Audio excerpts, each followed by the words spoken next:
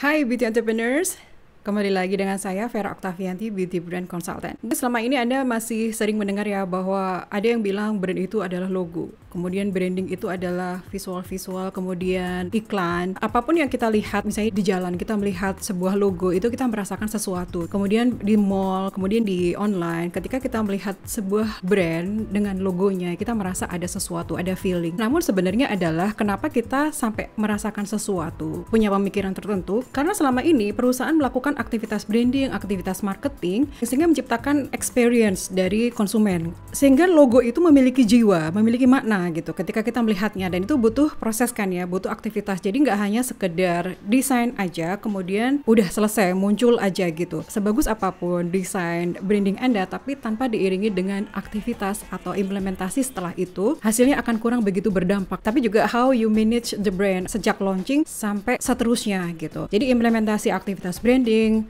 marketing, sales, bahkan aktivitas organisasi harus merepresentasikan brand Anda untuk bisa memiliki jiwa. Karena pada dasarnya branding ini adalah mempengaruhi pikiran target konsumen kita gitu. Bagaimana mereka mempersepsikan brand kita seperti yang kita inginkan. Mungkin ada dengar pencitraan ya. Ya, memang branding itu adalah pencitraan. Nah, pada dasarnya kalau Anda ingat, Anda mengambil keputusan untuk membeli sesuatu, itu kan sebenarnya dipengaruhi oleh faktor emosional. Ini ada ilmunya ya, yaitu neuroscience. Orang akan memilih brand yang mereka ngerasa gue banget, yang familiar dengan dia, yang karakternya hampir sama dengan dia. Itulah kenapa di proses membuat strategi brand itu, kita akan membuat brand itu semanusia mungkin. Nah, jika Anda ingin memiliki brand yang berkelas dan juga tahan lama ya, seperti brand-brand besar saat ini, ada 5 tahapan inti yang perlu Anda siapkan. Dan untuk lebih detailnya, nanti akan saya bahas di video berikutnya, jadi pastikan untuk Anda yang belum subscribe, dan juga aktifkan notifikasinya agar Anda tahu video kelanjutannya.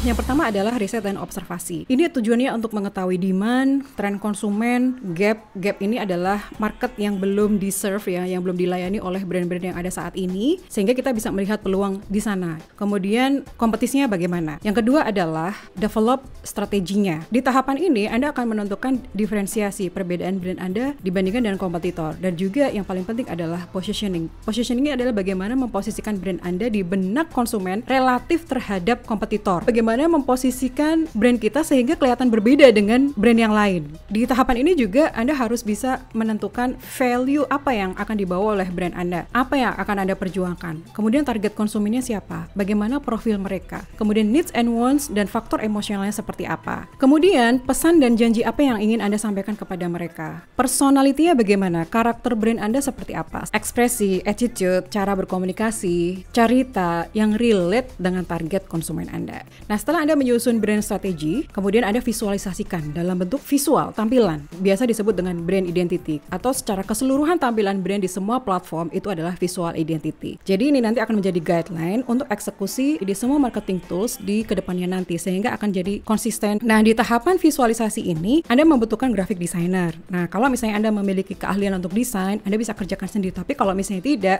berarti Anda harus hire graphic designer. Yang keempat ini adalah launch. Nah, ini adalah saat-saat yang biasanya paling mendebarkan ya, tapi juga melegakan. Ini sebenarnya adalah awal dari perjalanan beauty brand Anda sebenarnya. Di sini konsumen akan merasakan experience yang pertama pada saat launch. Jadi pastikan mereka memiliki customer experience yang mengesankan pada saat berinteraksi dengan brand Anda. Yang kelima, managing brand. Harus melakukan aktivitas branding, marketing yang sejalan dengan value yang Anda bawa. Kemudian memastikan gerak semua tim atau siapapun yang merepresentasikan brand itu sesuai dengan brand guideline, sesuai dengan strategi Anda sebelumnya. Kenapa sih harus di-manage? Karena untuk membina hubungan dekat dengan konsumen kan harus dipupuk kan ya, membutuhkan waktu. Hitungannya nggak hanya harian, tapi bisa tahunan. Jadi membutuhkan proses, dan proses itu mulai dari sejak kemunculannya. Konsistensi aktivitas branding akan membuat brand Anda memiliki jiwa, memiliki makna buat mereka. Sehingga ketika nanti Anda memunculkan produk baru, mereka lah yang pertama yang akan membeli produk Anda karena sudah familiar, sudah senang dengan brand Anda. Oke, itu dia 5 tahapan inti membangun brand kosmetik berkelas. Semoga bermanfaat dan sampai jumpa.